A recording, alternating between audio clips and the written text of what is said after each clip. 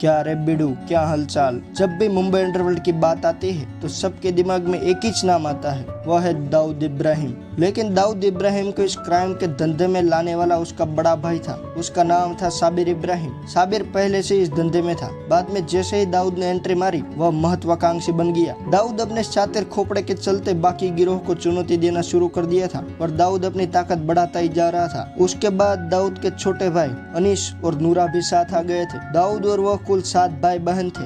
उसमें से एक बहन थी, उसका नाम था हसीना पार्कर, जिसे आज भी मुंबई अंडरवर्ल्ड की दुनिया में आपा कहा जाता है। अपने पति की हत्या के बाद बदले की आग में जल रही हसीना ने हथियार उठाया और अंडरवर्ल्ड की दुनिया में आपा बन गई। हसीना का पति ना कोई गैंगस्टर था, ना कोई गुंडा, वह एक साधारण इंसान था। फिर भी उसे कैसे लुढ़काया जाता है। आखिरकार हसीना पार्कर के पति और दाऊद के जीजा की हत्या किसने और क्यों करवाई, ये सब आज हम जानने वाले हैं। तो चलिए शुरू करते हैं।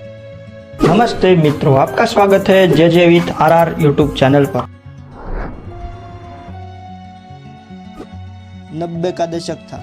उस वक्त मुंबई अंडरवर्ल्ड अपने चरम पर था। इसमें 2 बड़े गैंग्स तांडव मचा रहे थे। उस दौर में बहुत सारी गैंग थी, लेकिन असली टक्कर थी दाऊद की डी कंपनी और बीआरए गैंग के बीच। ये दोनों गैंग के बीच गैंग वॉर अपने चरम पर था। इसी गैंग वॉर में बीआरए गैंग के 2 बड़े लीडर बाबू रेशम और रमा नाइक को लुढ़का दिया जाता है। अब बीआरए गैंग में एक ही लीडर था, वह था अरुण गवली। जैसे ही अरुण गवली मैदान में आया, वैसे ही शुरू हुआ मौत का भयानक खेल। उस दौर में डी कंपनी बीआरए गैंग पर भारी पड़ रही थी। बदले में बीआरए गैंग ने डी कंपनी के लड़कों को भी लुढ़काया, पर इससे दाऊद को कुछ फर्क नहीं पड़ता था, क्योंकि दाऊद का गैंग मजबूत और सबसे बड़ा था। इसी दौरान डी कंपनी ने अरुण गवली के बड़े भाई किशोर गवली और पप्पा गवली की हत्या करा दी। 1989 तक अंडरवर्ल्ड में एक नियम था कि किसी की भी दुश्मनी हो, वह अपने गैंग्स और खुद तक ही सीमित रखेंगे, कभी भी फैमिली को बीच में नहीं लाएंगे। लेकिन जब अरुण गवली अंडरग्राउंड था, मिल नहीं रहा था, तब दाऊद ने पप्पा गवली को मरवा दिया था, जिससे अरुण गवली सामने आए और वह उसे मार सके। लेकिन भाई की मौत से गवली का खोपड़ा सनका हुआ था। वह कैसे भी करके बदला लेना चाहता था। गवली दाऊद को ऐसा जख्म देना चाहता था जिसे दाऊद जिंदगी भर याद रखे। फिर क्या हुआ,